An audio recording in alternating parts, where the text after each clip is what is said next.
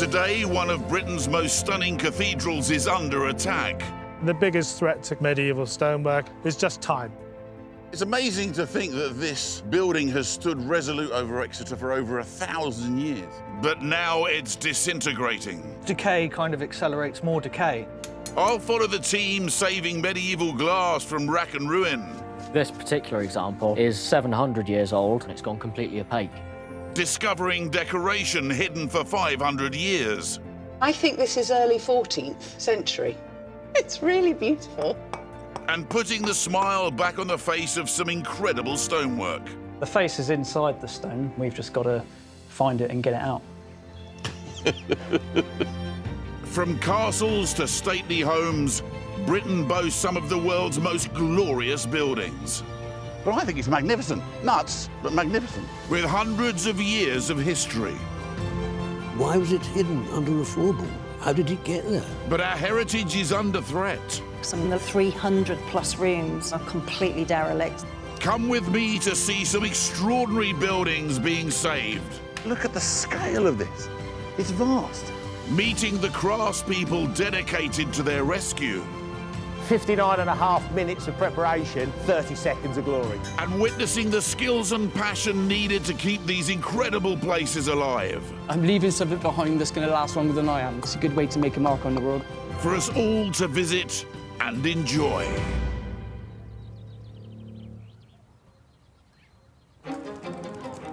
Right in the middle of Exeter is one of Britain's oldest and most magnificent cathedrals. It began life in 1114, started by Norman conquerors to show off their power. And it took the next 350 years to build. It's been at the centre of life in Exeter now for the best part of a millennium. Henry VIII's Reformation couldn't finish it off. The Puritans of the Civil War under Cromwell couldn't finish it off. And finally, Hitler's bombs couldn't flatten it either. Had a go, but couldn't finish it off. But it has had a constant enemy, the weather. Centuries of wind and rain have wreaked havoc on the place. But you still can't help being knocked sideways by its beauty and scale, especially arriving at its west front. Reverend Greener, how are you? Well, thank you. Welcome to Exeter. The Very Reverend Jonathan Greener is Exeter's Dean. It is, well, it's just a spectacular frontage on the place, isn't it? It's amazing, really. 700 years old, apostles at the top and kings. Of course, it was painted originally. It's only when they took the paint off that it started deteriorating. Is that right? Yes. Can we have a look inside? We can. Incredible though the entrance is, it's just the warm-up act for what awaits within. Wow.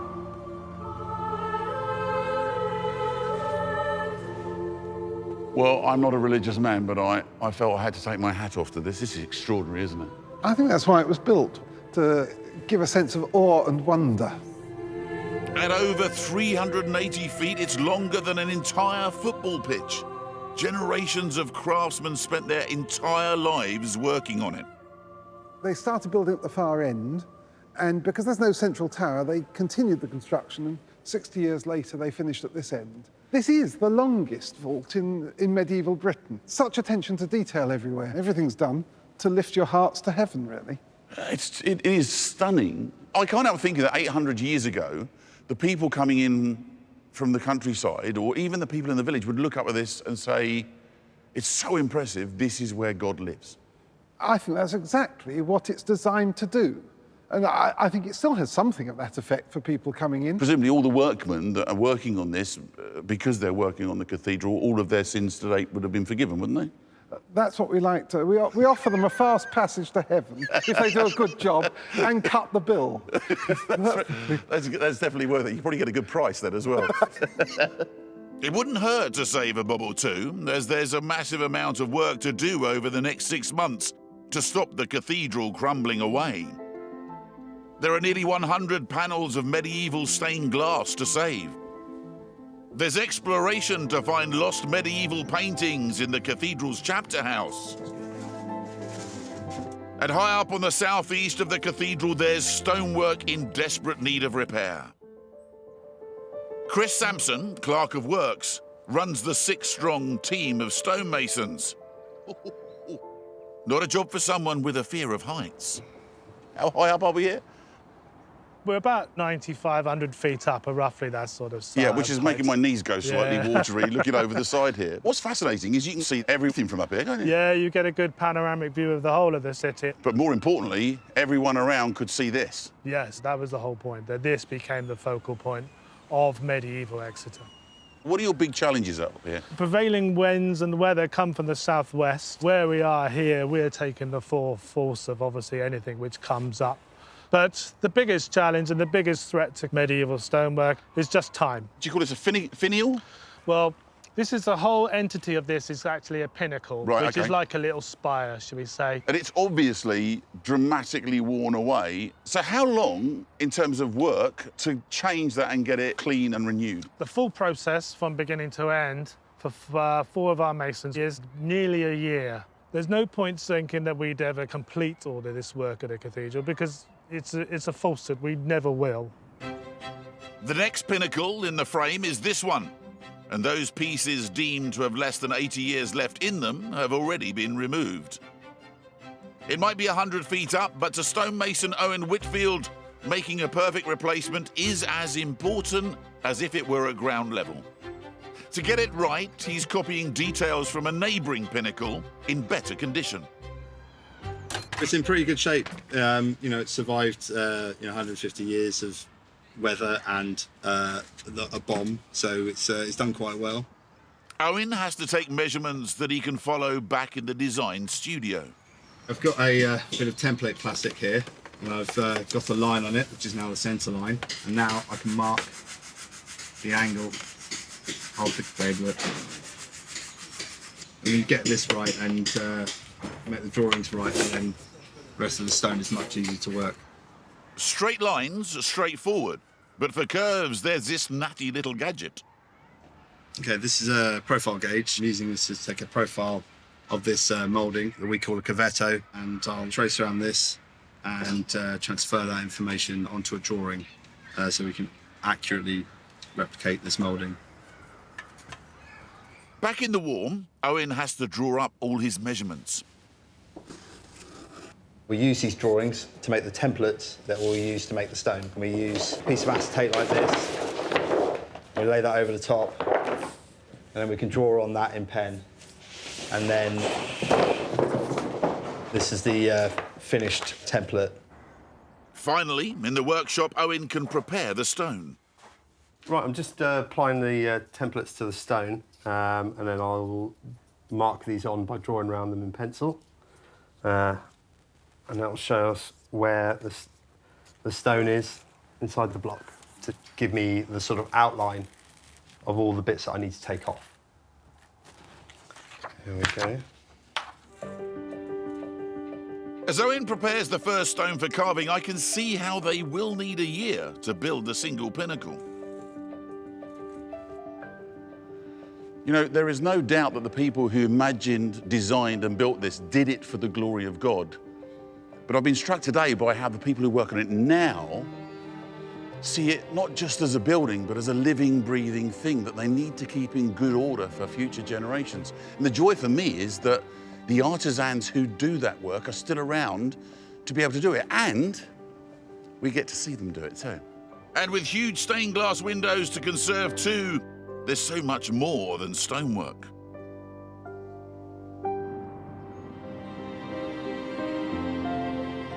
Exeter Cathedral has stood for the best part of 1,000 years, often in the face of adversity. If I'd have been unlucky enough to have been stood here at midnight on May the 4th, 1942, I would have been blown to bits. A German bomber overhead dropped a bomb which came crashing through the ceiling and exploded right here. It was in a series of raids that Hitler orchestrated using a tourist guidebook to earmark the UK's most historic cities. Exeter and its cathedral were at the top of the list. Now, it can't have been easy for the guys tasked with putting this building back together again. When King George VI visited to see how they were getting on with the renovations and the restoration, he described this as the largest jigsaw puzzle in the world. But the Exeter stonemasons stepped up to the plate and did a magnificent job. And I can introduce you to the man who was in charge of the masons, up there in the corner, a little tribute to him. His name's George Down. There he is with his flat cap. Well done, sir. Well done. It's a fitting tribute for George to be immortalised in stone. Alongside the hundreds of grotesques that cover the cathedral.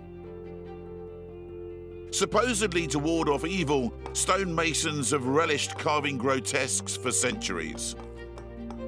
And today, Joe Milne has the honour of replacing one on the pinnacles.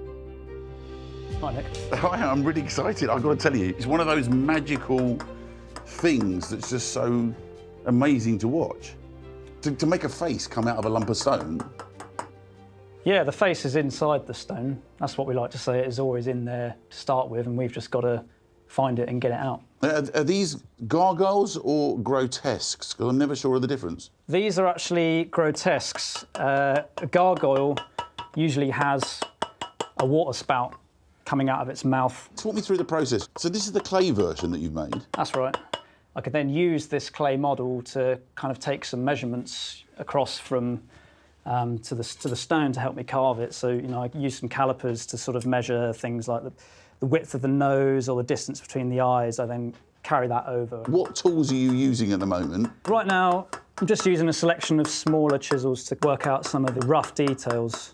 I'm not really looking to carve anything too fine yet. I'm just trying to find all the high points and get a general shape so you can start seeing the face coming out the front here. So how do you get the finish? Because obviously the end finish is very polished. Do you sand it or what do you do with it? Well, I'll use something like one of these tools, which is called a riffler, and that's just used like a rasp would be on wood, and you can use that to take out some of the tool marks and leave it with a bit of a smoother, finer finish. It's an amazing thing that you're making something that's going to go up on this cathedral. They're, you know, the ones that have been up there since 1340, and there's no reason why yours shouldn't be up there for another 400, 500, 600 years. I hope so. That's what we aim for. But, you know, like it to be there long enough so that when I'm old, I can point up there and say, that's one that I made. Nothing's quick in masonry.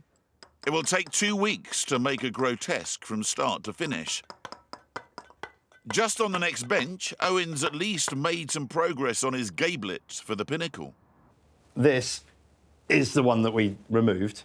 And you can see like a lot of the details missing on that. There are some up there which I've taken photos of. So working between that and this, I've tried to recreate what was up there. It's got a couple of crockets on it. I've already carved this one. And now I have to try and carve one that looks pretty similar to this, which is the tricky bit. One of the oldest parts of the cathedral is also one of the most beautiful. Overseeing its restoration is architect Camilla Finlay. Camilla, what is this place? So, this is the chapter house of Exeter Cathedral.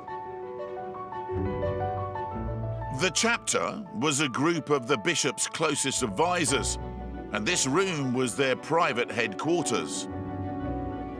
Its incredible ceiling shows that they had some fancy tastes.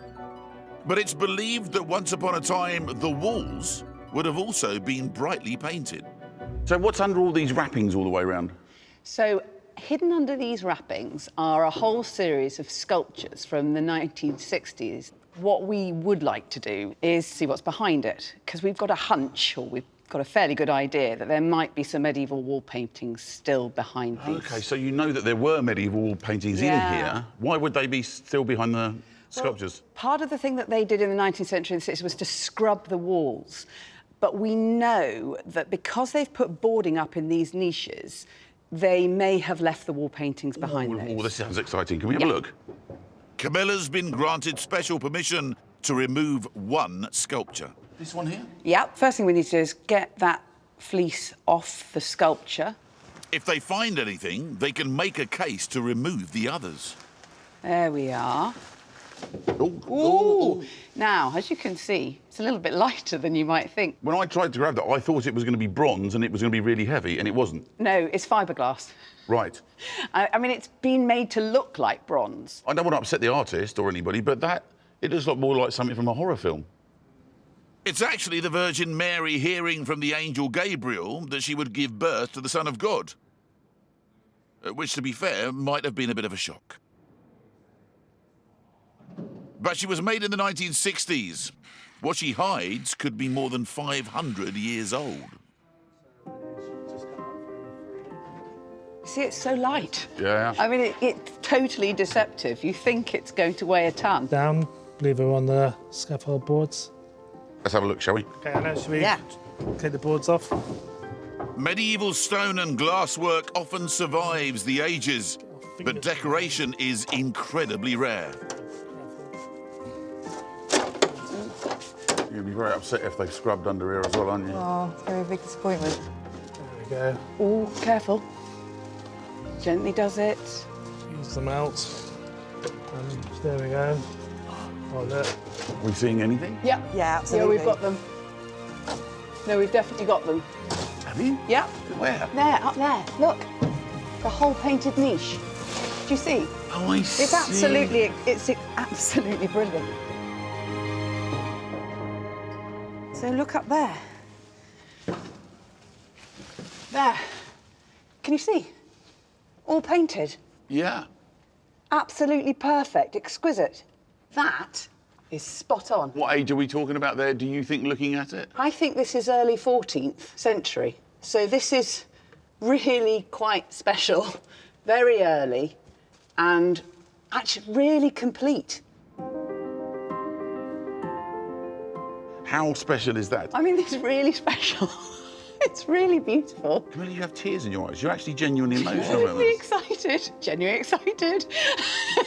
Genuinely excited. We've got something here that is part of that original scheme. If it's here, we might have it in all these niches. And if we're going to get this building to being back to its medieval glory, then this sort of fragment is really essential to that. I think it's astounding, and a real honour and joy for me to be able to see something like that uncovered, and a discovery of this sort. Like I say, it's like, you know, you're lucky if you see something like this once in a lifetime. This is just the start of the exploration. There could be even more to uncover.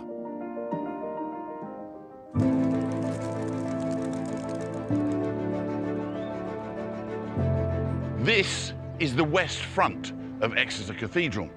Experts say it's one of the greatest architectural achievements of medieval England. It's covered in 87 intricately carved characters, which, let's face it, look to have seen better days. Ready when you are, Matt? Okie doke, up we go. Every 5 years, archaeologist John Allen inspects the stonework so essential conservation can be done. The figures feature apostles, angels and saints alongside Christ.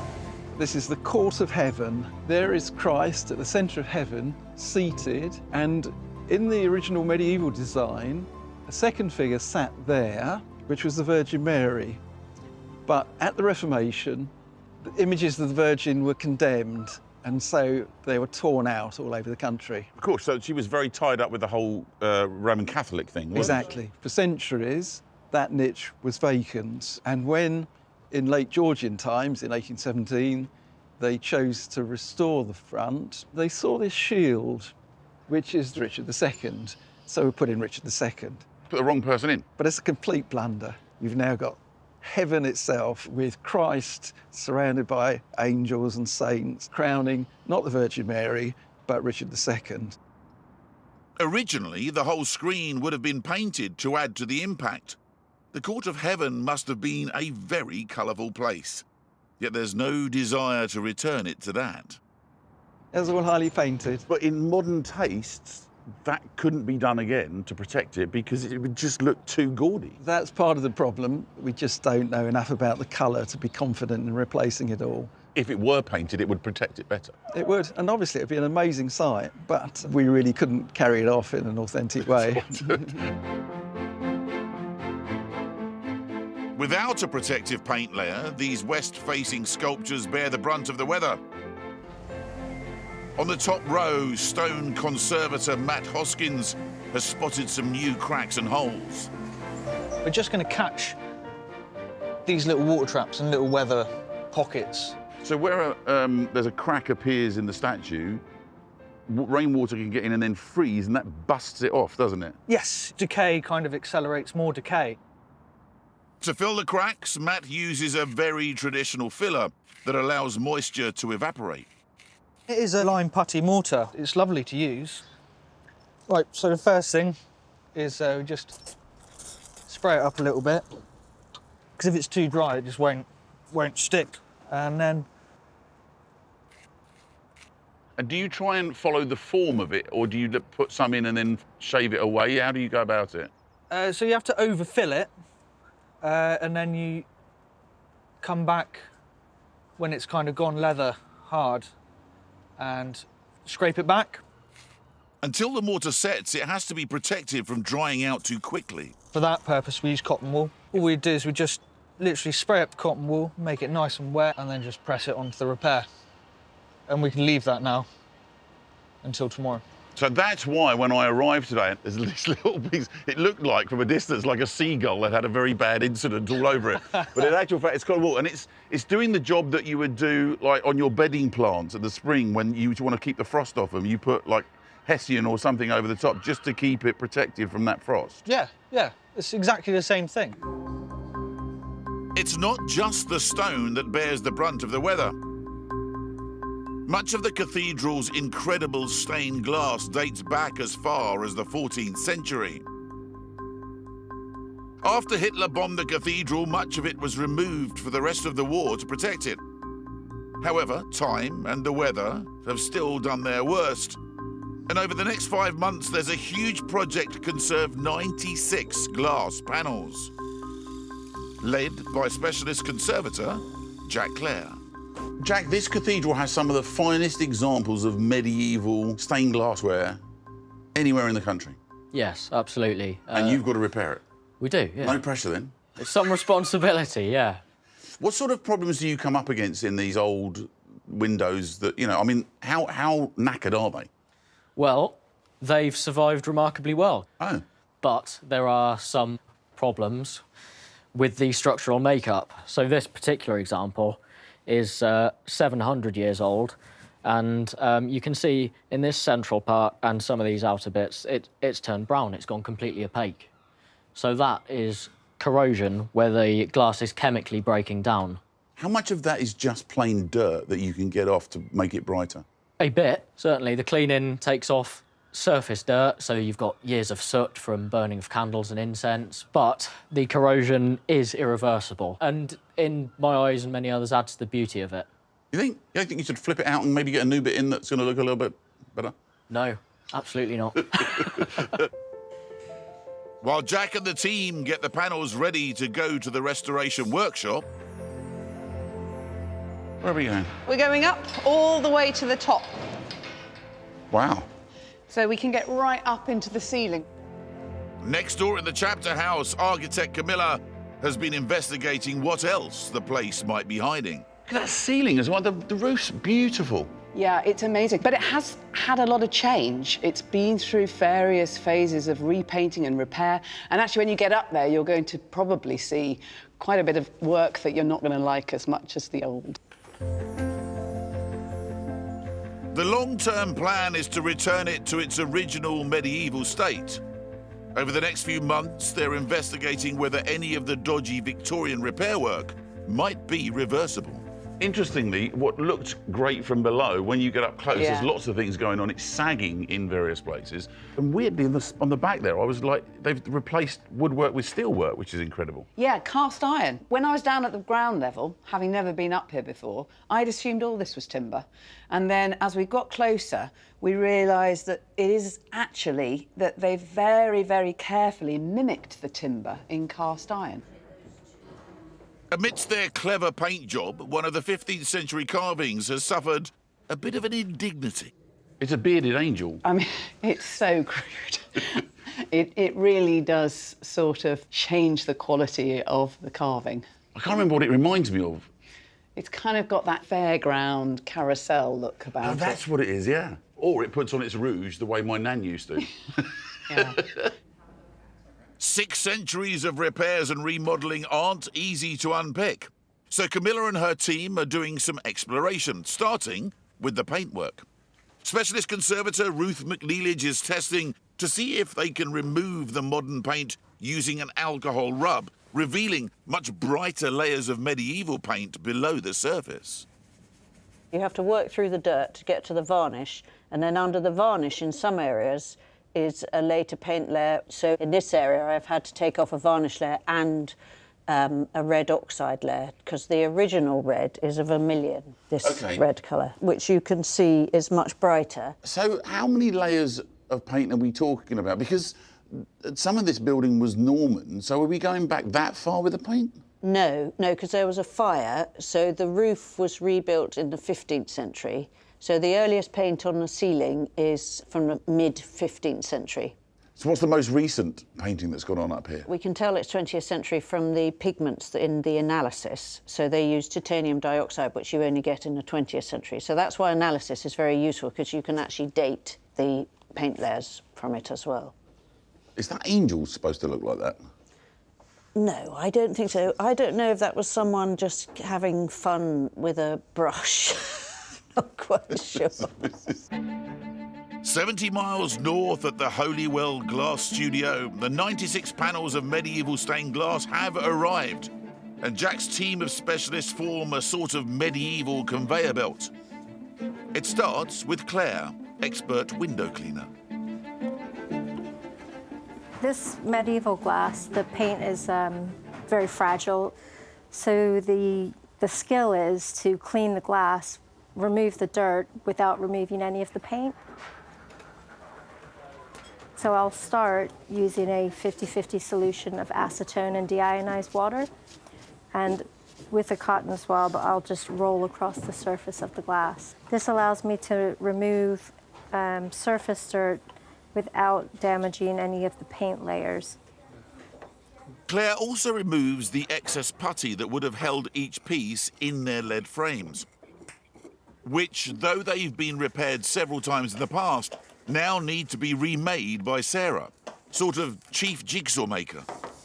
They were leaded before, late 19th, early 20th century probably. In the middle, the lead is still in quite good condition, so it doesn't need replacing. But the outside, the bigger sections, had started to distort. That involves a bit more work to get the pieces to line up properly when you've got old lead and new lead coming together. Stained glass is traditionally held together with lead, as it's soft enough to bend around intricate glass shapes.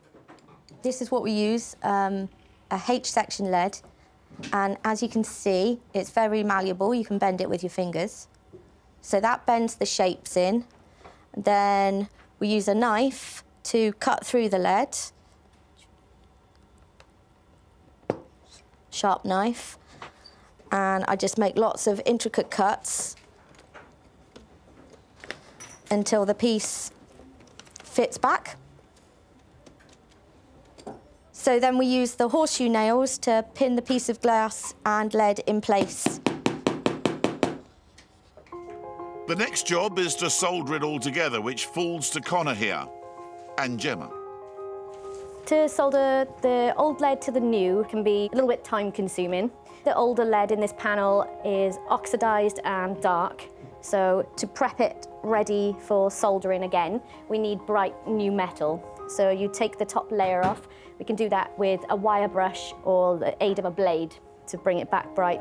The solder rod melts onto the hot iron and is spread onto the joins, holding everything together.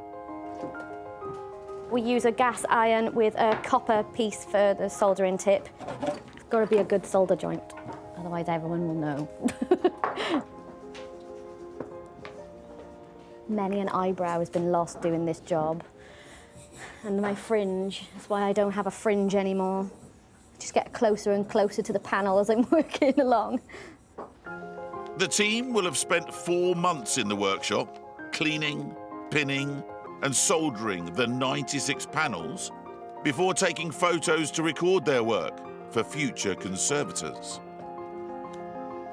This is one of the final stages of our work. We'd hope to set these panels up for decades, if not a century or more to come. These panels are basically ready to go back into their rightful home.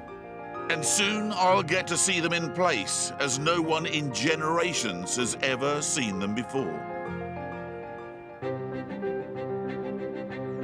At Exeter Cathedral, the past 6 months has seen a surge of activity to save its unique medieval windows and much of its stonework.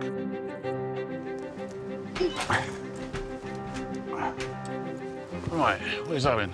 Hello. Hello. You all right? Yeah, good, thanks very much. Looking forward to this. As this phase reaches an end after 140 hours of work on one piece of stone, What have we got going on here? Owen finally gets to fit his new gablet. I'm going to let you put it on yourself. Let me put the stone on? Yeah. Really? Yeah. You sure? It's not too hard. Clearly deluded, but at least he has a plan to help me not screw it up. So this is for you to have a practice on. It's very nice of you to bring up a practice piece for me. Well, that's all right. Is that for your benefit rather than mine, because you're a bit nervous? I'm slightly nervous, because once it's in, it's going to be there for 200 years, hopefully. Yeah, OK. The method to hold the stone in place with a metal pin has been in use for centuries, but today we use stainless steel instead of iron.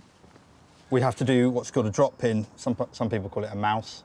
Right. We'll slide it in, then we'll pull the string out, and the pin will come out and lock it into place. That kind of makes sense. OK, you'll be all right? Yeah.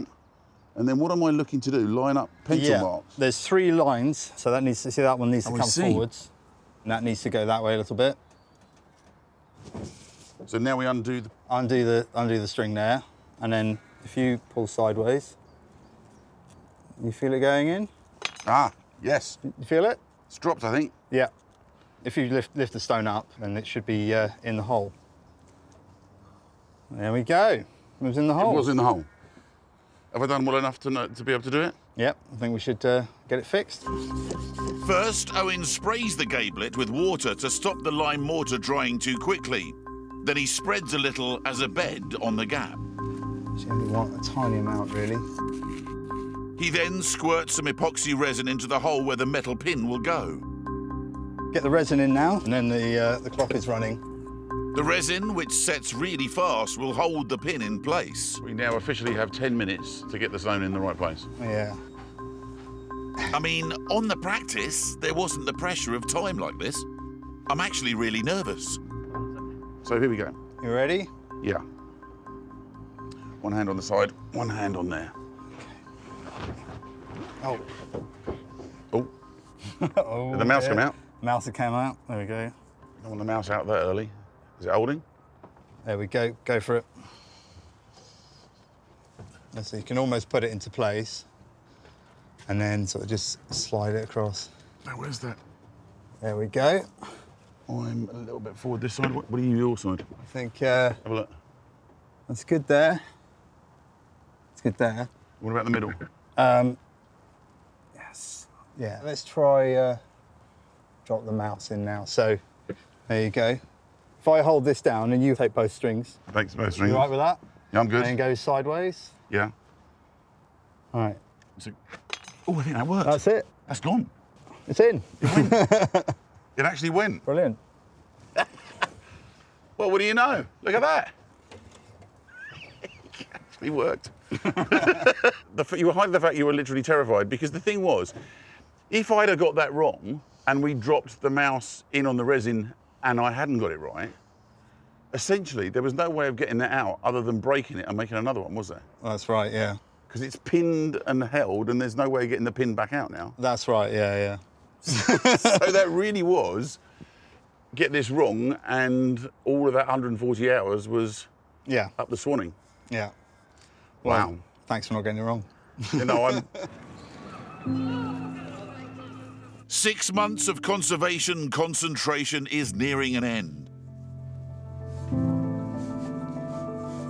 Up in the vaults of the chapter house, Ruth and her team have been revealing the ceiling's paint layers. I'm quite pleased with the results. Below the surface, a whole different paint scheme is emerging. There you can see the green. And even the unfortunate angel gets a much-needed makeover. So on this side you can see we've taken it off, but I'm going to stop there because I just think, you know, we've uncovered enough and it could be a bit damaging if we go any further. After 5 months in the workshop, the last glass panels have been cleaned, re-leaded and restored.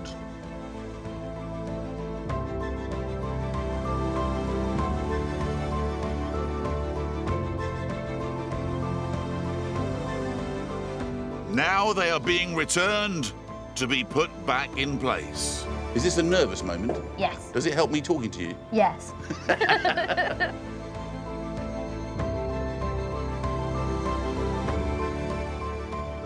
Fitting stained glass is a tricky business. There's no straight lines in this building. Yeah, about there. Got it? Yeah, that looks good. And outside on the scaff, a familiar face is being given pride of place on the pinnacle. Obviously going to be difficult to see it unless you've got a good pair of binoculars handy, but the thing is, I know it's up here and I'm pretty pleased with how it looks. That is conservation. This final piece marks the end of a busy 6 months.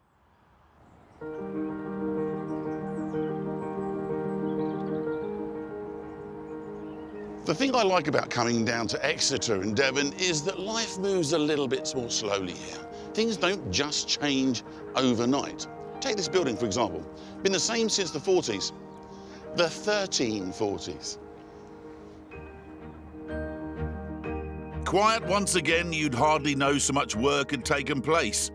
And though work will never really end, it's occasionally nice to bask in the reflective glory of a job well done. Something Jack and Gemma rarely get to do. And seeing it complete for the first time myself... Well, if you're going to look at a stained glass window, you want to do it on a day like today, don't you? Let's just say it certainly doesn't disappoint. It's beautiful. This is it. It's the light that gives stained glass its beauty. The sun is streaming in, and you're getting all these beautiful colours through your work. We now live in an age with screens everywhere and vibrant colours, and this would have doesn't it? You know. Yeah, this would have been unlike anything I imagine that people would have seen day to day. Essentially, like going to the movies. Really slow film, but yeah, a really nice one. It's like a giant jigsaw, isn't it? How many thousand pieces of glass were there? Roughly 12,000. You mean roughly? You like lost the odd one and not like... No, we don't count each bit, but I think we've re-leaded around 70% of what was there, and we've managed to preserve the other 30. Well, I think it's a beautiful, beautiful thing. It is, and because so much of it has been lost, it makes what survives that little bit more special as well. There's not much, so it's really worth preserving. All the glass now shines. My goodness, doesn't it shine? But what of the 700-year-old piece that looked like it was beyond repair? So where's this bit of glass that you were handling before? That's that one, isn't it? Up on the right, yeah. If you remember, that central piece was completely opaque. Yeah. So now we've brought some of the light back through it, which is a real treat. Well, you couldn't see any of that, could you? It was like, it was black. Exactly, yeah. There was a really heavy layer of soot and grime on the surface, so these were really rewarding to get the grime off and clean up nicely. Far more vibrant and, yeah, a real treat. Why me asking, are you religious? I'm not, no. It doesn't take away anything from what we work on. I feel a great sense of peace when I come into buildings like this, and I can only imagine when they were built how wonderful it must have been to come inside and see how glorious it was. I know how I feel about it now and the modern world we live in, but it's definitely still magical, isn't it? The windows will gleam for several centuries yet, if future generations treat them with the same respect. The chapter house I've never seen without its scaffold. But after months of rediscovering medieval paintwork, I finally get to see what an incredible place it is. Ah, Camilla! This has changed a bit, hasn't it? It's coming along. Wow, It's look, all nearly the there. scaffolds gone. You can see the size of the place. You've got lovely acoustics. Look. I know my singing's not very good, but what a great space to do stuff in. It is. It's a fantastic space. Because I noticed that the 70 sculptures are still up. Yes, they are. We still haven't had the opportunity to expose what's behind them and find out if we've got more medieval paintings behind each one. And that's the next thing I really want to do. Tell me about the roof, because I can see the patches where the test cleaning actually happened, can't you? Yeah, sometimes when you do test cleaning, you spend weeks and weeks of time doing all this cleaning and the result is minute. But actually, here, we've got a real difference. You can see where Ruth and her team revealed quite a lot of the original paint scheme. And it's much more vibrant, it's much brighter. You can see a lot more gold and you can see a lot more detail. So the ceiling's amazing. How much is it going to cost to clean it? I think it's going to be a lot, about $250,000. It's $250,000? Yeah. Wow. It's a big project. It's a really big project. Whether you're visiting or just a passerby, you can't help but admire the outside of this place. I've always been so impressed by how much attention to detail there is everywhere. Whether at ground level or 100 feet up. Owen? Hi, Nick. You're right there. Yeah, good. I wanted to come back and see your finished pinnacle. Yeah. It's amazing. Wow, look at the grotesque here. That's fantastic, isn't it? Joe's grotesque. Yeah, Joe's grotesque. Real character in that face, isn't there? That's it, Kind of yeah. like want to get into a staring competition with it. You get the same nose. Beautiful in a grotesque way. And this is obviously, you know, this is good work. Don't get me wrong, this is good work, but there is a piece that I did. This is it. I remember this bit. That's it. So that's the gable that you helped fix. Bit more on top now. Yeah, there is. So yeah, we put the finials on top now. How much more work you got to do along this run? Well, I mean, all of this side of scaffolding is probably going to be up for the next 3 or 4 years. Is it? Yeah, yeah. And then feet up after that, is it? No, then we go around to the north side and do exactly the same. The same again. So it's kind of a never-ending story, really, up here, isn't it? Yeah, yeah. There's always going to be work to do. Basically, this is the artisan equivalent of the Forth Bridge. Most people won't ever get to appreciate this hard work because it's too far off the ground. But that's not what matters. They do it for the pride, to keep the cathedral in good condition, and in the hope that in 150 years' time, the next set of stonemasons will look at their work and go, those lads did a good job. Because of craftspeople like Owen and the other masons, the team of dedicated glass conservators, architects and archaeologists, Exeter Cathedral has not only survived the millennia, but looks forward to another. Make no mistake, if you don't look after these places, they can be a pile of rubble in no time at all. So why do they do it? Do they do it for the money, for the job satisfaction? Is it for the glory of God? Well, I think it could be many things. What I can say is I'm glad they do the work, because this is a beautiful and unique piece of architecture. And let's face it, we're not going to build another one anytime soon, are we?